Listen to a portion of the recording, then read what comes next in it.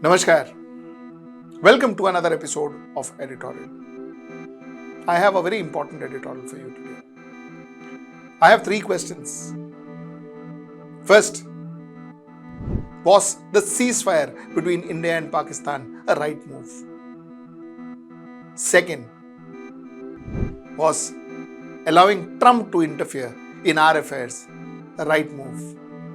Third, what could have been a good ending to this escalation, to this war against Pakistan? This is the topic of tonight. Let's get right into the show. Let's get things very clear in our mind first. A lot of my viewers, some of them from Pakistan, wrote to me, asked me as to why do I say that Pahalgam was sponsored by Pakistan. What proof do I have? Let me tell you, I am a regular citizen of India.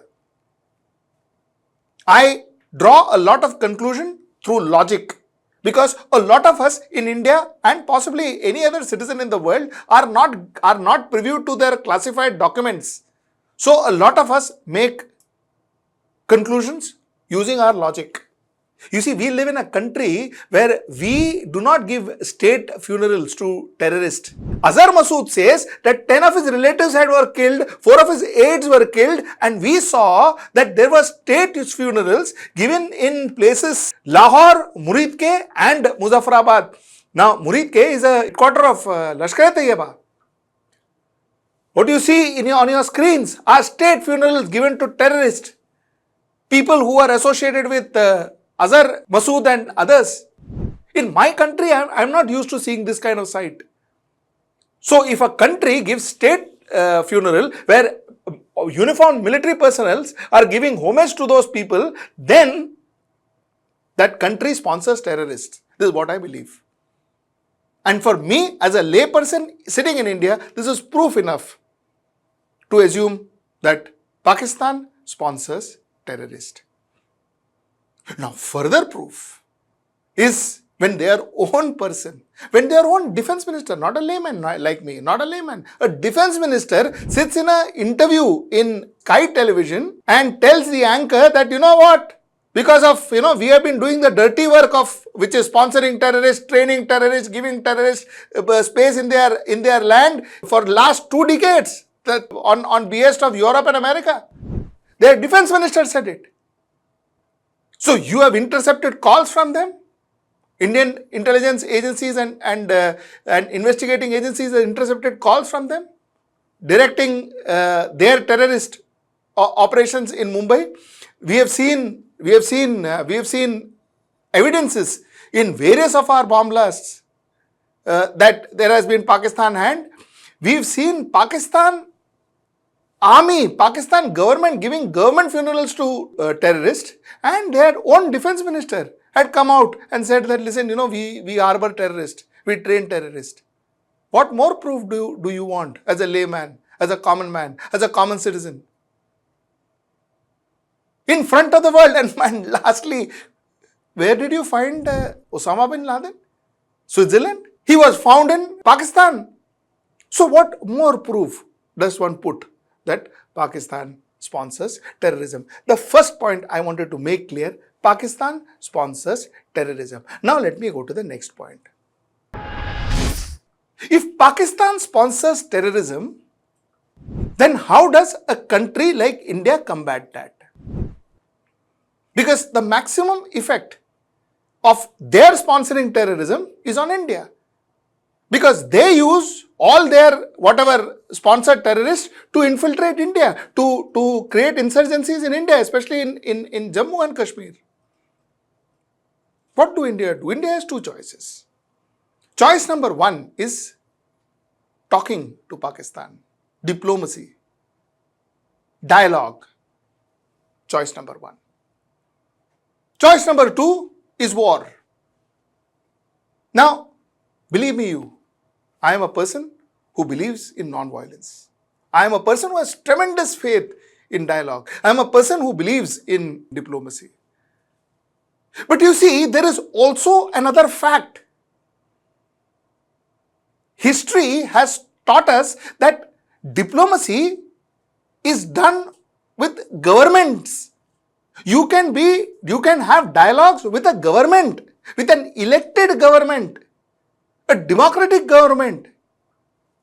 You cannot have dialogues with the military uniformed officers. A democratic government is trained to do dialogues. They have a system, they have processes, they have bureaucracy that is indulged, trained, and they indulge in dialogue. They have some reverence to something called as treaty. They have some reverence to something called as a word that they give to the other nation and the world. There is some reverence. Now imagine a situation in Pakistan where there is no government. There has never been. There has never been. If at all there has been government, there has been only pseudo-governments. There has never been a real democratic government in that particular country. The only thing that dominates there is the military. Now you tell me, how do you have diplomatic talks with military? Like I said, world has taught us one lesson. You could never have a diplomatic talk with Hitler, nor with Idi Amin, nor with Muhammad Gaddafi, nor with Zia-ul Haq, nor with Mussolini, nor with Stalin, nor with General Irshad of Bangladesh. One couldn't have a dialogue with these people. They were dictators. They were uniform dictators. The only thing they understood is bullet. Either they fired it or they got fired. The concept of diplomacy, the concept of dialogue arises out of the concept of democracy. When they don't believe in the fundamentals of democracy, where are they going to have dialogues with you? So what exactly are you expected to do with Pakistan? We used to have dialogues after dialogues after dialogues after dialogues after dialogues after dialogues after dialogue. What happened? And the same government, Mr. Narendra Modi, had not once but zillion times criticized UPA government for just talking and doing nothing. My question now is, what have we done? This is my point number 2. So I have established that, at least from a common person's point of view and a logical point of view, Pakistan does sponsor terrorists. And the second point is that at times one has no choice but war. Why do I say that this war has not been of any effect for India? It has not helped India at all.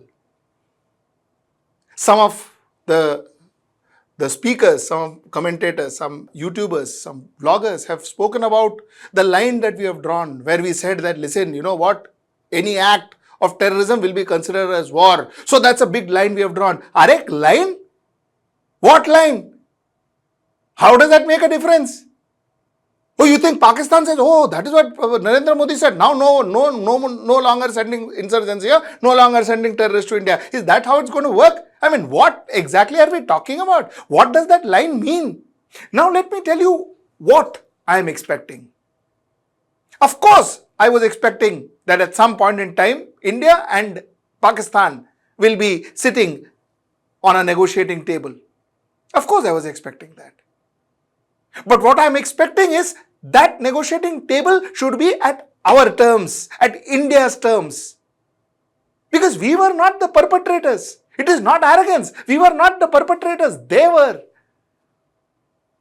That negotiating table should be on our terms. The terms should be set by us. That restrains Pakistan from practicing and propagating and sponsoring terrorism in their country, in their land. And even fearful, mindful and fearful that if they propagate, they promote, they sponsor terrorism, they are in for bad times. You know how that treaty makes a difference? That treaty makes a difference is because that treaty shows that we have taught you what we can do to you if you promote terrorism.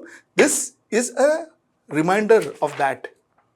So 10 years after your one generation pass, we can still show this treaty and say, 10 साल पहले हमने ये किया था तुम्हारे साथ. याद रखना ये. That is why that treaty. And then a ceasefire would have welcome. Then the civilians who died, the military personnel who died, in this particular skirmish itself, their souls would have been pleased. India would have had something to look forward to. I am not saying therefore Pakistan will follow all that and Pakistan will be clean next day onward, but there is at least some level of restraint we had put on Pakistan. This war would have been worth it. Let me make one point very emphatic. The Indian armed force did their job. We are not Pakistan, where Marco Rubio has to call up Sabah Sharif first and then also say, Baba Asim Munir se bhi baat karo, nahi to koi sunega nahi. We are not that type. Our country is regimented, our armed force is disciplined. It's a professional force. So let me tell you, our armed force did their job. My question is to our political administration.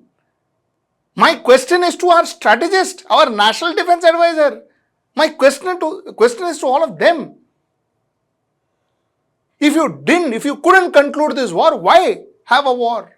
You see, I take pride in my country. I'm very proud of my country. You know why? Because right from 1947, the day I got my independence, I have never ever seen another force as somebody who I will bend down to and say, please come and solve my problem. I can't solve my problem. Please come and solve my problem.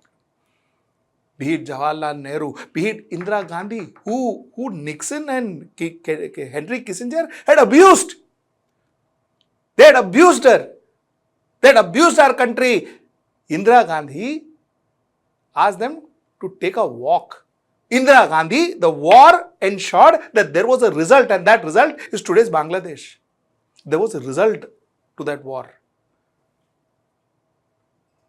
No America could ever talk between us. America tried doing that even with Atal Bihari Vajpayee, mind you. During Kargil and Atal Bihari Vajpayee asked America to keep a distance from our problem.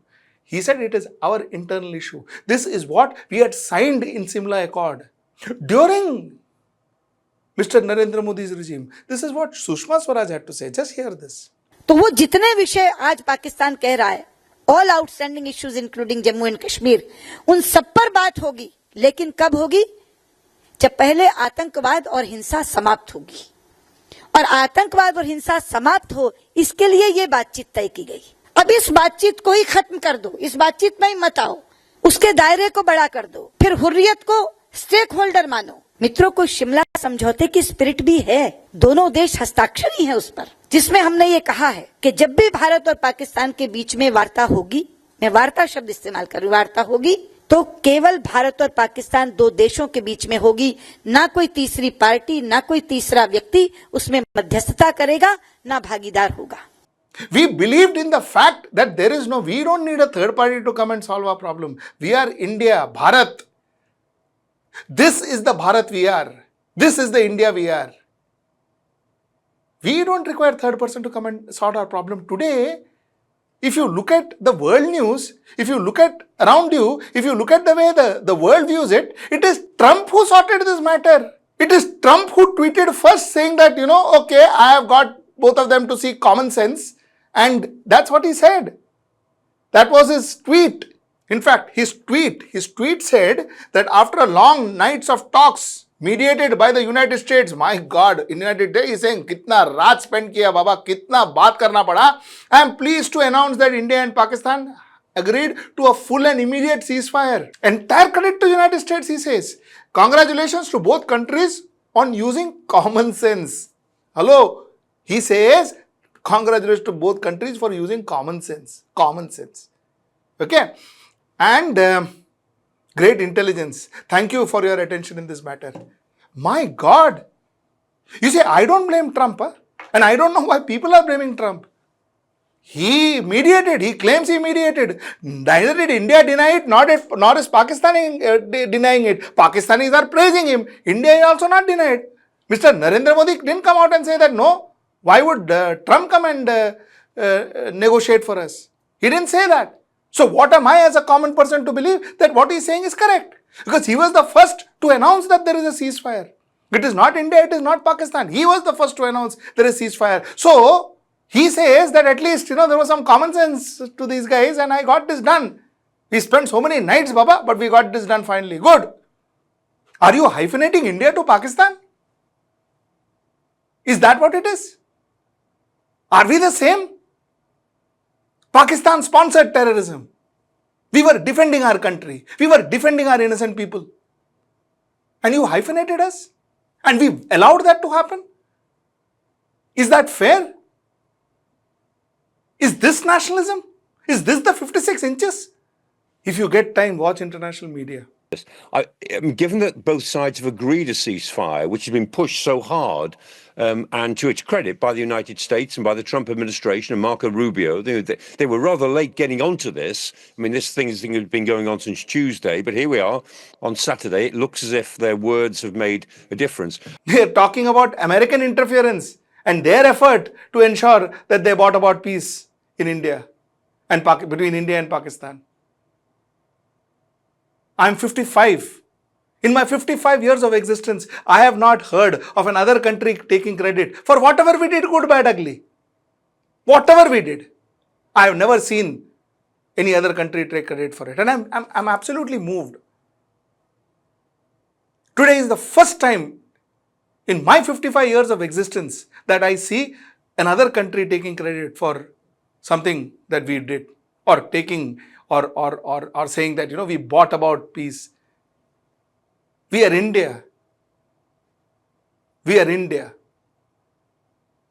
And that too at a time where we claim to have 56 inches and Vishwa Gurus and all that. Now, look at the ramification, the repercussions of what happened because of Trump interference and Trump saying that, we bought about after sleepless nights, we bought about this ceasefire. The repercussions? There was another tweet by Trump. I will read it from the section that is important. The tweet says, additionally, I will work with you both to see if after 1,000 years, solution can be arrived at concerning Kashmir. God bless the leadership of India and Pakistan on a job well done. You see, he is being absolutely neutral. India and Pakistan is same for him. And he says now he is going to interfere in Kashmir. Something that we have been saying no to right from 1947. We said no international interference. Like I told you, the Simla Accord says the same. Like I showed you the clip, what Mrs. Sushma Swaraj said.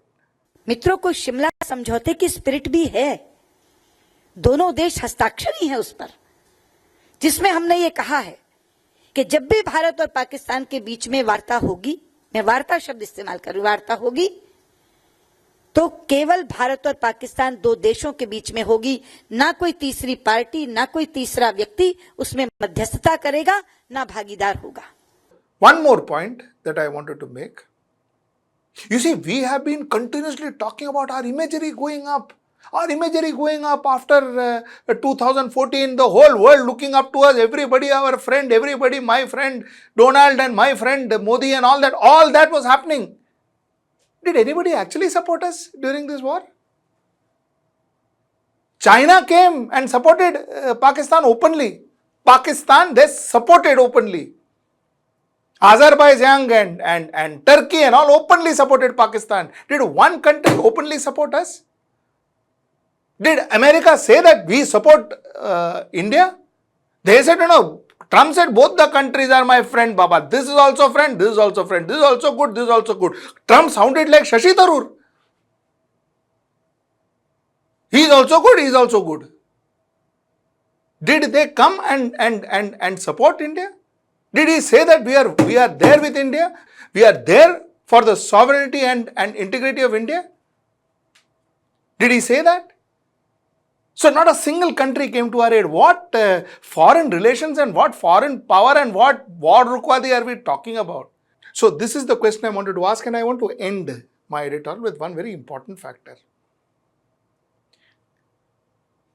You see, our Secretary for External Affairs, Vikram Mistry, IFS, I am appalled by the way people are trolling him.